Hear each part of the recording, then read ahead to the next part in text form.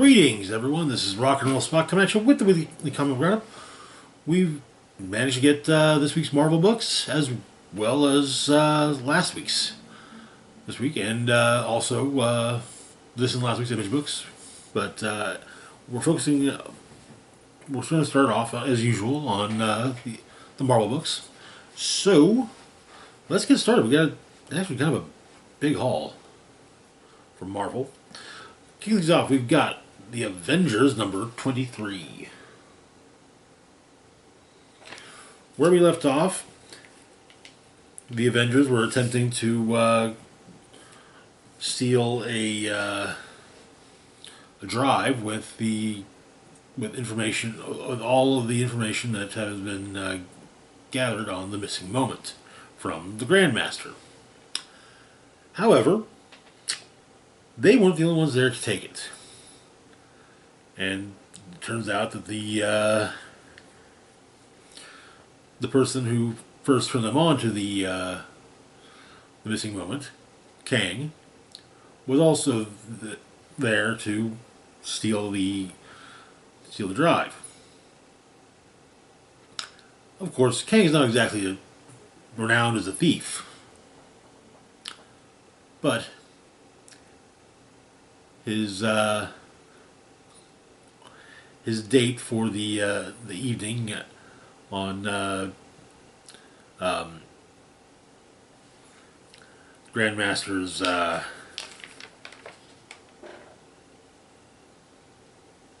speculatorium is renowned as a thief, and quite well renowned actually. Felicia Hardy, the Black Cat. And yeah, it's the Avengers' plans have pretty much gone to shit immediately. But yeah, so the issue opens with Kang and Black Cat trying to escape from the Avengers, and we find out that Kang appealed to Felicia's ego. That's why she's working with him. She basically said, that Kang could have asked literally any thief from the past and future of the entire human race, but he's here then, asking her. Flattery will get him everywhere. And so, but it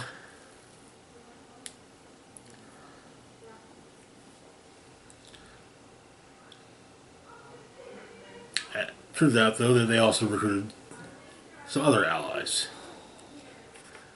TechNet.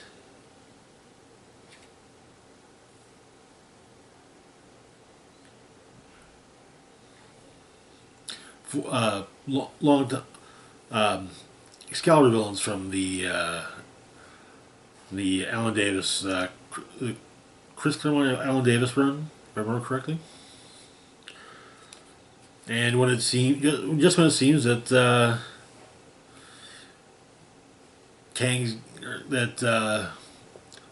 Scarlet Witch, Storm, and Vision have Kang and Black Cat exactly where they want them, yeah, Gatecrasher and TechNet show up.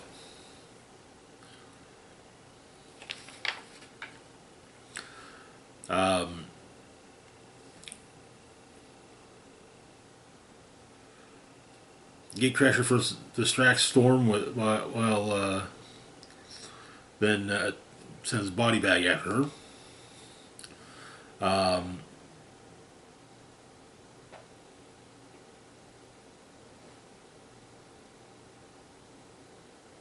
Pharaoh and Thug take on Vision.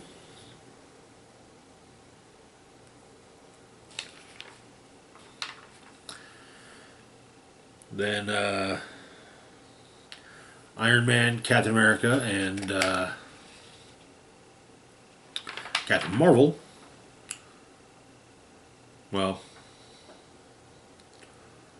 they have to deal with waxwork, um, Joy Boy, waxwork, mainly waxwork and Joy Boy. Then Scatterbrain tries to deal with Scarlet Witch. Turns out that Joy Boy, so Joy Boy makes anyone's fondest wish a reality, at least for the moment. Iron Man's fondest wish is to be Cap. But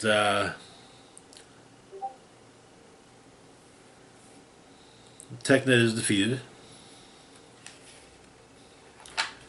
Kang ends up giving, seemingly giving the Avengers the drive, but it's just the case. There was one other thing that Felicia wanted, though, in exchange for doing Kang's bidding. She wanted to pull a heist with none other than her father.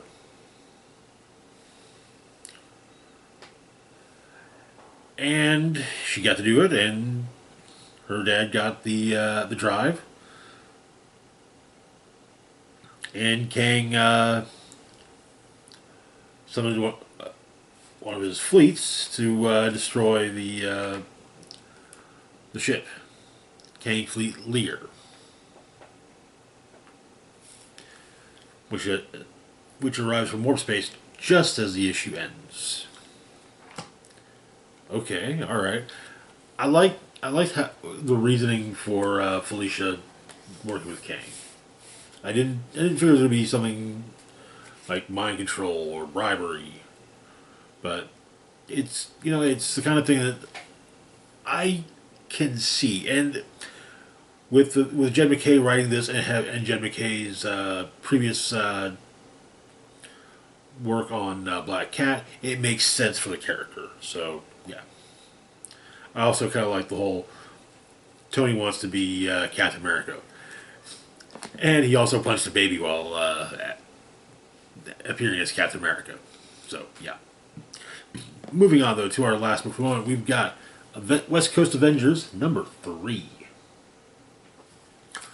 Where we left off, apparently there was a cult building around Ultron in Los Angeles.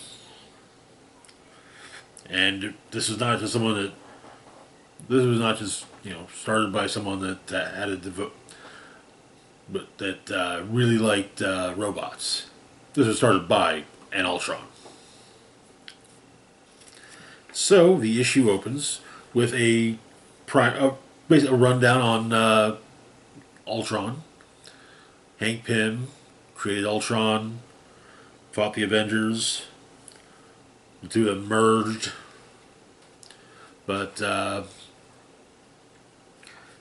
and so they were lonely, and they had ideas. And the best ideas and simulations got bodies.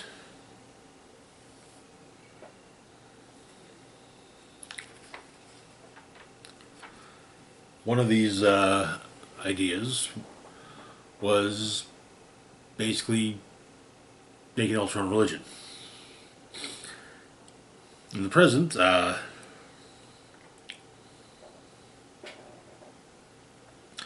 young woman who was dying that talked to Spider-Woman earlier in the series, she leaps from a building and suddenly rises back up with metal wings.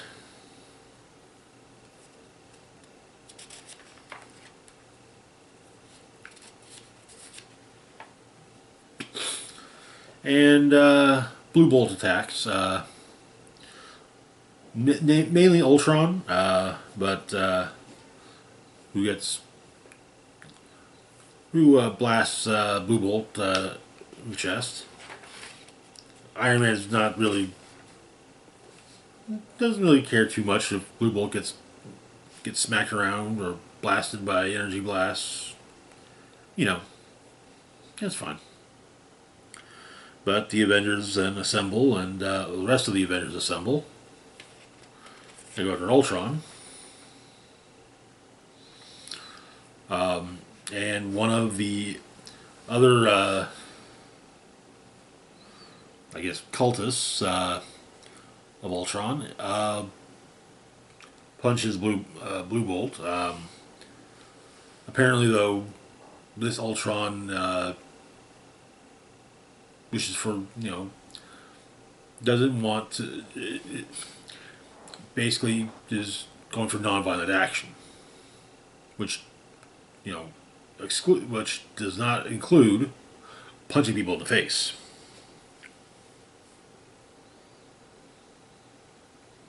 The Ultron that's on the team, as well as this cult leader Ultron, have arguments about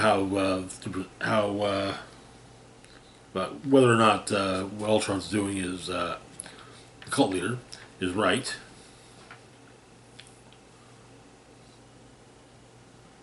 And Spider-Woman is faced with Meredith, the woman from earlier, and apparently the two of them actually really want to talk with each other. But the other Ultron drones, or cultists, are basically given a really bad sunburn by Firestar, and Tony gets reprimanded for it.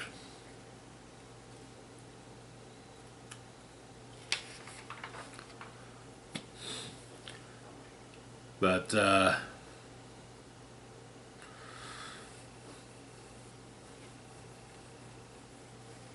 War Machine basically lets off Riot's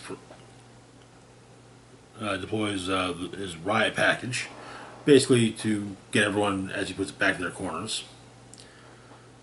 Hector, the cultist that punched Blue Bolt, is excommunicated and basically, seemingly is basically attacked by Ultron, to the cult leader Ultron.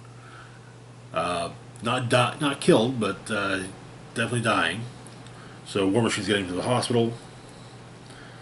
Ultron flies off, and Tony bitches at him that he's pretty much ignored.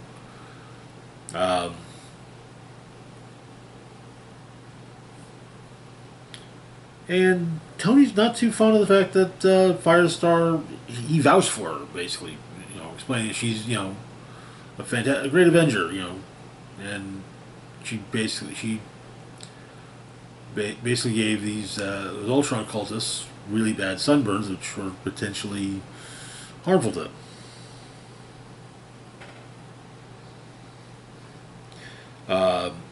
Avenger Ultron is then set on guard duty with the building that the cult is being based out of.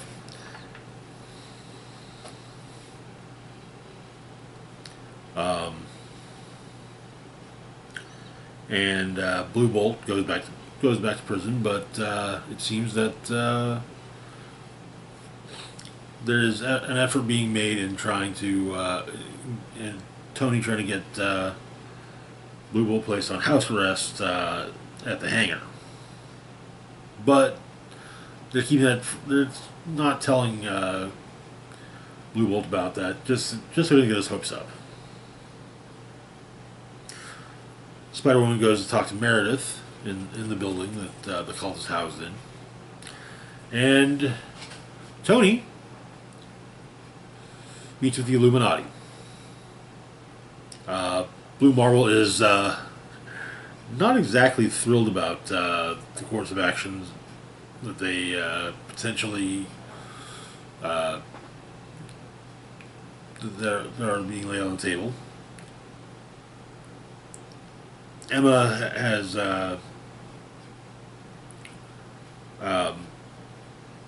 been asked not to basically tell everyone in the world, psychically broadcast to the world not to join Ultron. You should let people make their own decisions.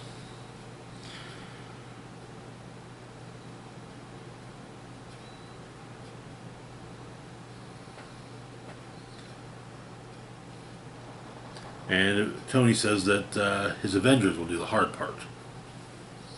And that is where the issue ends. Interesting.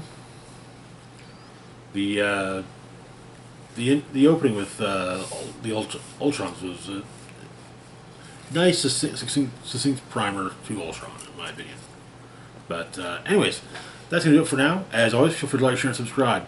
Links to my Facebook, Blue Sky, Instagram, Mastodon, Twitter, Patreon, PayPal can be found in the description box down below.